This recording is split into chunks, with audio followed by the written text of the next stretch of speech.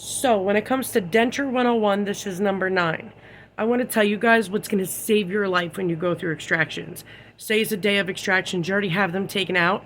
Actually, before you get them taken out, take ibuprofen if you're not allergic, please. It'll actually help start to control the inflammation. What causes the main pain is inflammation, and it sucks. Like I can't. It sucks. I don't. People don't lie on the internet. It sucks. If you get like a few, like you've had most of them out, and you're only getting a few out, then it's not going to be that bad of a deal.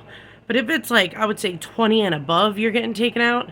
It's going to suck. So what you want to do is ibuprofen. Stay on top of it, whether you're in pain or not, guys. Because too many people come to me and say, "Oh well, Heather, I'm not in pain, so I don't need to take it." Well, that's your biggest mistake. How do I know that? Because I was in your shoes for my top dentures. And I had no control over the pain because on day 2, late on day 2, it started to get there. Day 3 was like, ugh. And it was probably at its worst on day, I would say 7, 8. Then it starts to decrease very slowly, by the way. I would say by day 10, you shouldn't have any more pain. Now, this is an estimate because everybody's so different, guys. So please stay on top of ibuprofen. Don't do a leave because you have to wait 8 to 12 hours. That's BS. So you want to stay on top of ibuprofen. When you go to the store to pick up the stuff that you're going to need, pick up frozen peas. It is a better ice pack for your face. It's little beads that aren't too cold, that could actually fit and form to your face without it hurting and adding pressure. It's just so much better. So just get a couple of frozen peas. They're like 50 cents or maybe 60 something. It's cheap. So pick up like 2, 3 so you can rotate them out. Make sure you don't eat the ice pack written on it and stick them in the freezer. You also need to understand salt water. I always use the sea salt one or the one with iodine. Iodine's important for your body, guys. So make sure you do the normal amount of iodine a day. Add salt to your food. Because, if you know how to season, you really don't need to do that. So, make sure that you guys are taking like a multivitamin or like extra vitamin C as well, because that boosts the immune system. So does zinc. So when people are anti-zinc because it's adhesive, first of all, zinc, your body needs it. They actually tell people to do zinc and vitamin D, and I forgot the other one, to help with COVID because it boosts the immune system to fight off anything.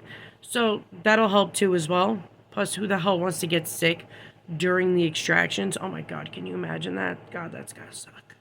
That's happened to anybody out there? Comment down below because I feel for you, bro. Or sister from another mister. That's insane for that to happen. Also, if you have a lounger or like a recliner or whatever, you want to sleep sort of sitting up or reclined, because if you lay flat, that actually causes more inflammation and causes shit to be way more painful. So I was always told by my dentist, every dentist I've ever had, to make sure you sleep somewhat propped up in a recliner and a lounger. Do that for the first week. So make sure ibuprofen, you're going to need that. Frozen peas for an ice pack, and you got to make sure for the first, I would say 10 days, you want to do salt warm water rinses with your dentures out. You know how many times I've heard people say, I did it with my dentures in. How's that helping your gums? Your salt warm water rinsing your dentures, not your gums. So take out the dentures, clean the dentures while you're rinsing. Do not swish, because if you swish, drink from a straw, any suction motion at all, even smoking cigarettes, guys, and vaping, because that has the biggest pull on it, it can actually cause dry socket. It can dislodge the blood clots. And then you're going to have like months of healing, and you're going to be in the worst pain ever imaginable. Dry socket is the worst dental pain to ever be put through. And I know far too many people that are just like genetically dispositioned. I've seen way too many people, like they can get one tooth out and they've had it. Like, bad. It depends on your case. But when the blood clot gets taken out, dislodged, moved, anything, it now exposes the nerve down below, and you'll see your bone structure, which is insane. Air hits it, and that's what causes a severe pain. So usually dentists put like this, like almost like a tea bag, but it's not. It's like this gauze soaked in something, and they cover it, and you have to get it changed every couple days. But I digress. That's a whole other video, so make sure you guys look out for that too, because I'm going to talk people through dry socket, because I'm sorry, bro, you have to go through that. Please make sure, okay, so if you don't have dentures and you're raw dogging this one, and you're like, say you're getting them 3 months later due to, you can't get immediates, you're doing permanents due to Medicaid and state insurance. You can't just eat whatever you want like people with dentures can, because immediate dentures act as a band-aid. It protects the gums. So not having the denture, you got to be careful. You got to do not have, and this is for everybody, no hot coffee, room temperature or a little bit more than room temperature, never hot coffee, never hot anything, not hot soups, not anything. Why? Because it promotes bleeding. It actually, and I even taught people this when it comes to like swelling in the body of any kind.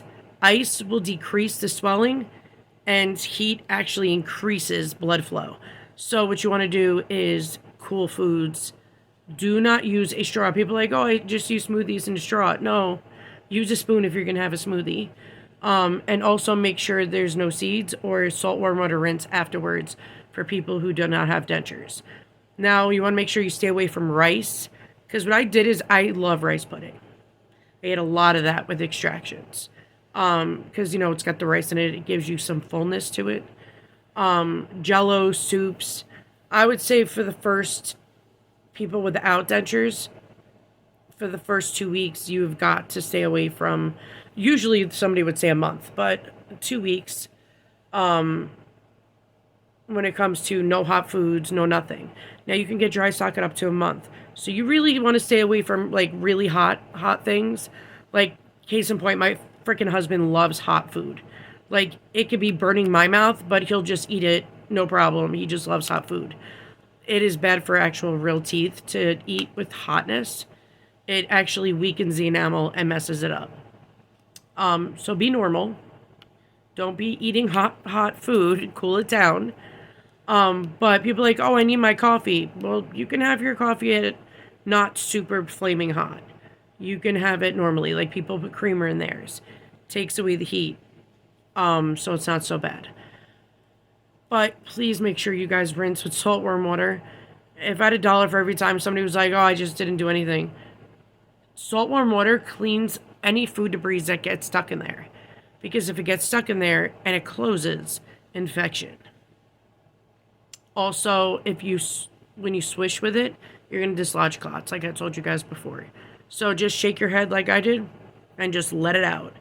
You need to do what's best for you and prevent the inevitably bad. If they usually give you a sheet, every dentist, of what to do and what not to do for like the first 48 hours. They always say no smoking for at least 3 days. I never like puffed on a cigarette. I just put it close to here, and then I just breathed in and then got to smoke cigarettes that way and then let out. I never puffed because I know the sucking motion of any kind will dislodge a blood clot. I would say there's not many main things you need to do. Like, you don't need to get the most expensive shit in the world. No, this is basic, getting through extractions.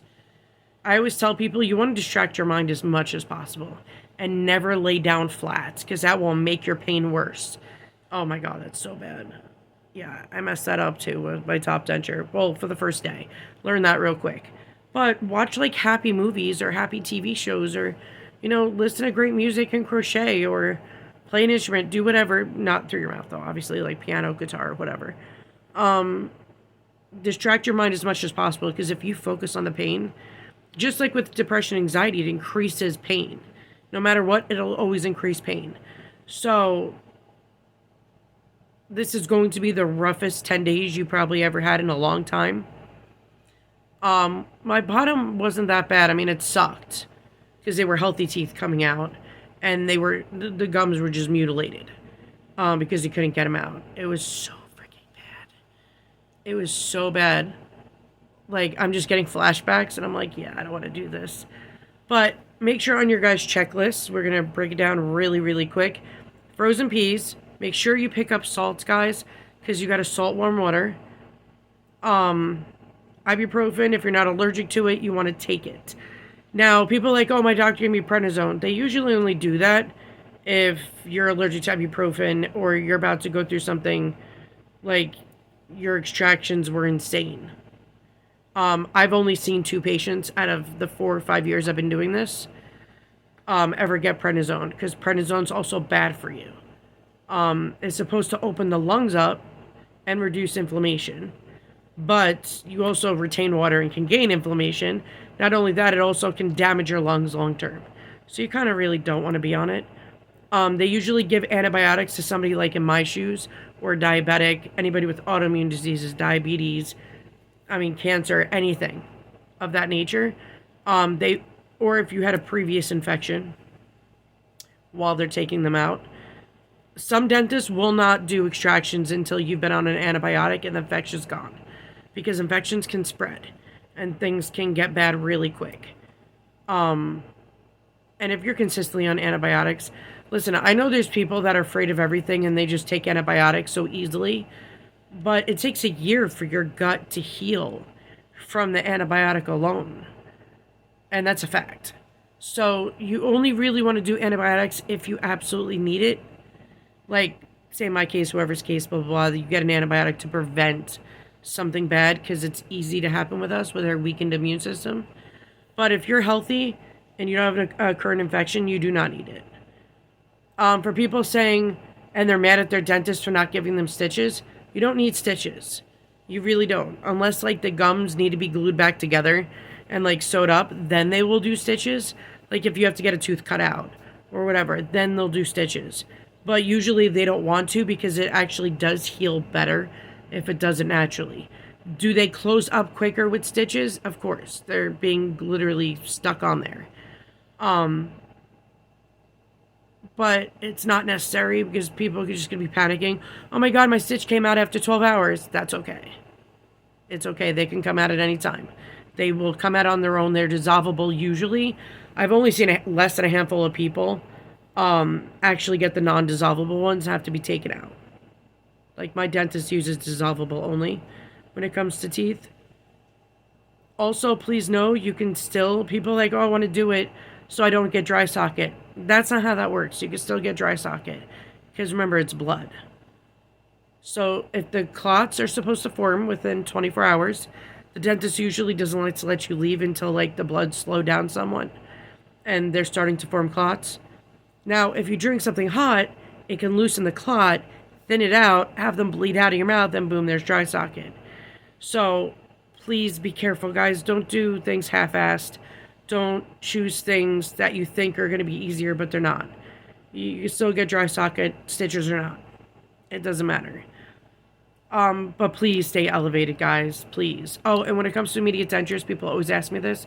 Should I wear my dentures while I'm sleeping at night? For the first week, yes. The whole thing is, you guys don't get it. I'm sure everybody's going to comment and agreeing with me. The inflammation is so insane when you get an excessive amount of teeth taken out, that if 8 hours, 10 hours, you're sleeping, living in your bubble, and the denture's out, you go to put it in the morning, there's no way in hell you're getting that in. There isn't. Unless your dentist made a really loose bottom denture, then you can. But top denture, no. That's not going to work out well. So I always say, for the first week, keep your dentures in at all times, except when you have to clean them and take them out 4 times a day, to rinse in salt warm water and clean your denture. You're also going to get what's called biofilm. And so many dentists, like, even with Dr. B, he didn't know about biofilm. Biofilm is that, and you'll know, when you take out the immediate denture and you taste like this salted, because salt warm water, but disgusting, foul smelling, horrible shit, because you got dried up blood in there, you got salt warm water in there, and it all dries up in there with the denture. It's not even with the denture, it's just your healing. So with the healing process, you've got good and bad bacteria that are going to smell and taste terrible. You're going to have everything added to it, and it's just biofilm. You get biofilm in many aspects of life. It's not just gums and dentures. But it's normal. Don't freak out, please. Too many people I know freak out. They're like, oh my God, Heather, I didn't want to bring it up because I was afraid, like, I was, like, dirty or something. I'm like, no, it's normal. It's just biofilm and it's gross. When it happened to me, I did research. And I researched the shit out of it because nobody would talk about it. So I deep dived into the pit of hell of the website world. And that's when I found a dentist talking about it. And I was like, why don't they talk about this? Like, break the stigma, man. You got to talk about things so people, helps people not feel alone. That's the point of support groups, is to, like, ease their mind and be like, dude, you're not alone. I bet in your shoes, you'll get through this. I promise you. It's rough. You guys can ask me questions anytime. Just comment. You can email me. All my information's out there. You can always get a hold of me. I always check my emails, so you can email me anytime.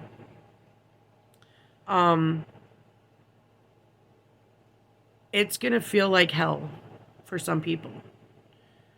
And I struggled with my top terribly.